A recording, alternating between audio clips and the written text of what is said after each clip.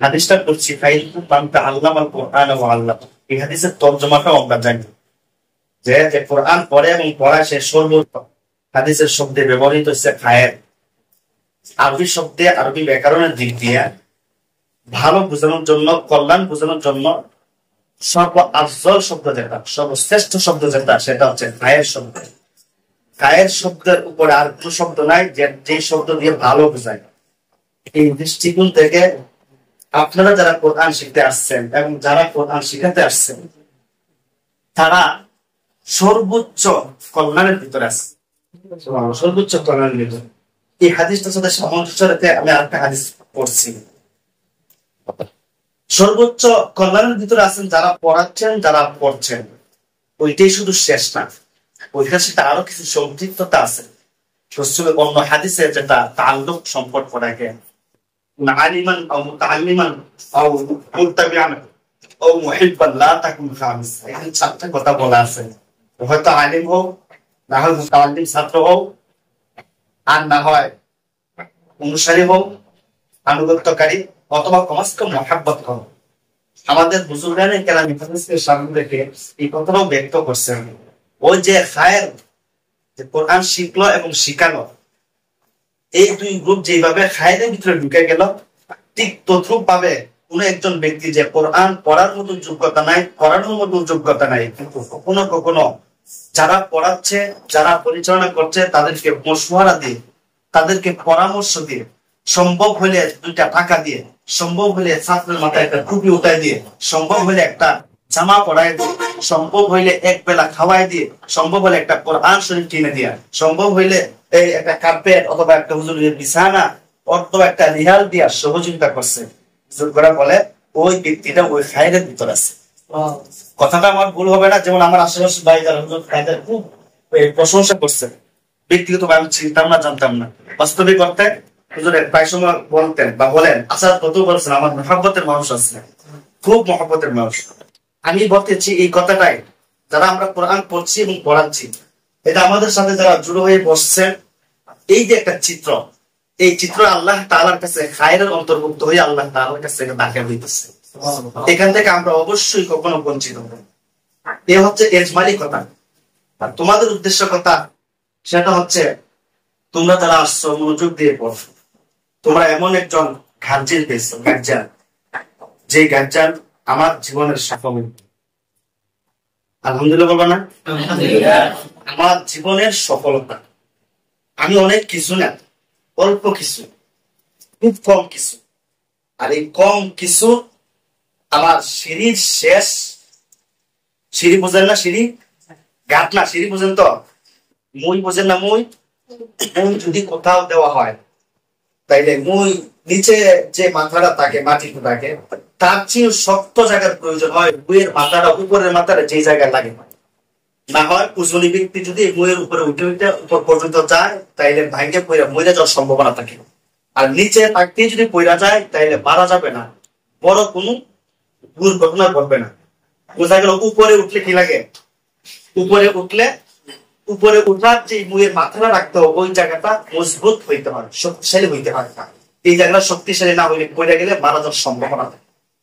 আমার উস্তাদ মুহতারাম শেখুল হাদিস মাওলানা আমির হোসেন সাহেব দামাত বারাকাতুহুল আলিয়া, আমি শ্রদ্ধা করে এখনো সময়ের সময় আমি আমার উস্তাদের জন্য দোয়া করি।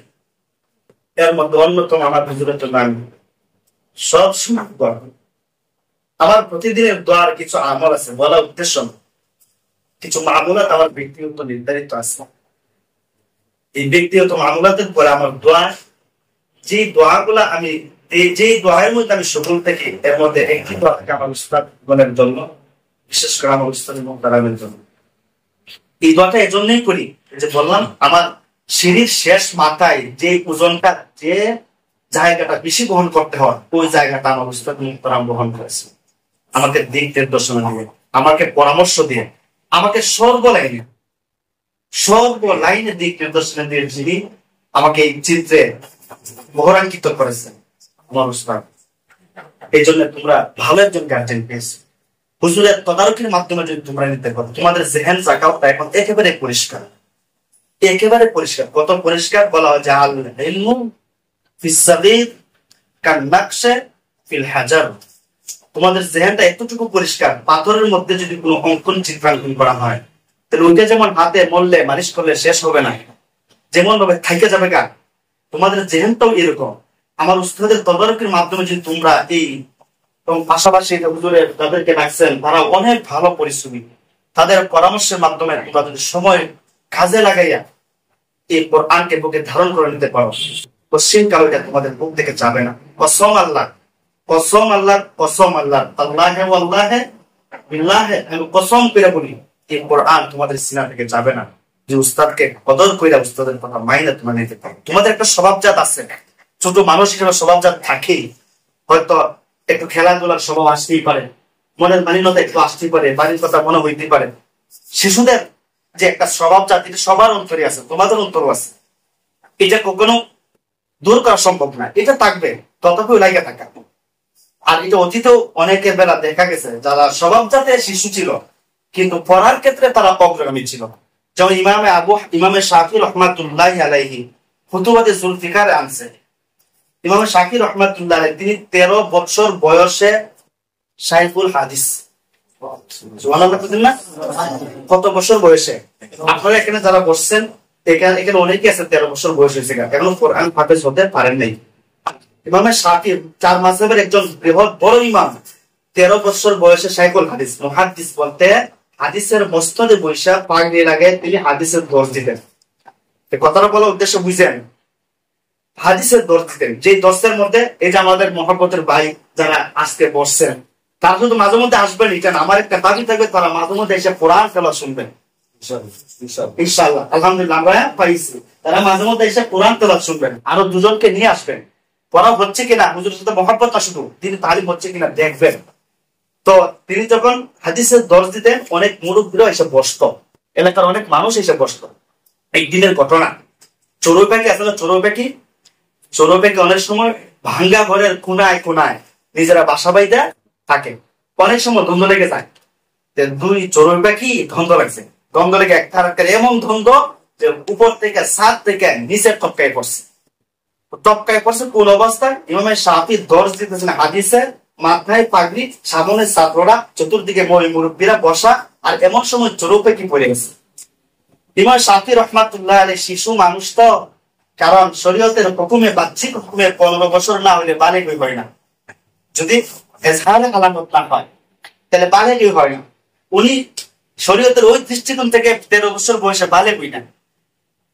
চড়ুই পাখি পড়ছে, বাচ্চাদের স্বভাবজাত একটা তবিয়ত আছে, পান তুফানের সময় আসলে যখন গাছ থেকে কোনো পাখি ঘুরে পড়ে যায়, এটা সুতা লাগে খুব টানাটানি করতে খুব মজা পায়, মনে হয় না? তোমরা এমন করছো কিনা? কখনো কুকুর লইয়া, কখনো বিলাই বাচ্চা লইয়া এমনটা করে। তিনি তো শিশু না, তো তিনি করছেন কি বাচ্চারা আটকানোর জন্য, চড়ুই পাখি আটকানোর জন্য ইমাম শাফি নিজের মাথার পাগড়ি কুইলা ঝাঁপ দিয়েছেন। যদিও তিনি স্বভাবজাত শিশুজাতের একটা আচরণ প্রকাশ হয়েছে, কিন্তু হাদিসের দর্শের মধ্যে এটা বেমানান লায়ানি বিষয়। বেমানান থেকে গেলে কোরআন শরীফ পড়তেছেন এমনটা যদি করেন তাহলে এটা কেমন যেন টুটি কুইলা যদি পাখি জাপ দেন বা হুজুরে দেখলো এটা কি হবে, শাস্তির উপযুক্ত হয়ে দাঁড়াবে। তো তিনি এমনটা করছেন, সাথে সাথে সব মানুষ অবাক হইয়া তাজ্জুব হইয়া চাইয়া রয়েছে।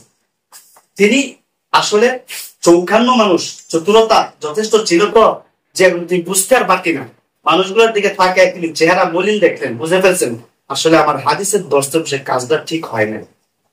তো তিনি সাথে সাথে বলতেছেন একটা শের, যে as-sabiyyu sabiyyun walau kana nabiyyun, as-sabiyyu sabiyyun walau kana nabiyyun, শিশু তো শিশুই যদিও নবী হয়, তার মানে নবী হইলেও শিশুর যে একটা অভ্যাস, শিশুর যে একটা তবিয়ত এটার মধ্যে থাকতেই পারে। এটা তো কি একটা শিক্ষা হচ্ছে যে ছাত্র হিসাবে যদি ভুলও হয়, যারা আওয়াম মানুষ আমরা আছি তাদেরকে মহাব্বত করে তাদের একটা দুষ্টামি দিকে তাদের প্রতি নারাজ না হওয়া, একটা শিক্ষা। কথা বুঝে আসছে? আরেকটা শিক্ষা যেটা আমার বলা মূল মাকসাদ সেটা ছিল, আপনারা শিশু, আপনারা এখনো বয়স কম, আপনাদের স্বভাবজাত বিভিন্ন দিকে টানলেই ওই দিকে মাইল হওয়া না, বরঞ্চ আমার যে মাকসাদ, আমার যে উদ্দেশ্য ওই দিকে দাবি তো নিজের শ্রম ত্যাগ দিকে সবকিছু বিসর্জন দেওয়া। ইমাম শাফি রহমাতুল্লাহ ঘুরে গেছেন গা, আবার আগের মতো দর্শ শুরু করছেন। আপনাদেরও মনের মধ্যে অনেক আকাঙ্ক্ষা, অনেক কিছু আসবে, তামান্না আসবে, আসলেই ওইদিকে ধাবিত না কইরা নিজেকে লেখাপড়া, নিজেকে নিয়োজিত রেখে আপনাদেরও সুনাম করা, এই মাদ্রাসার সুনাম করা, এই ভাইদের সুনাম করা।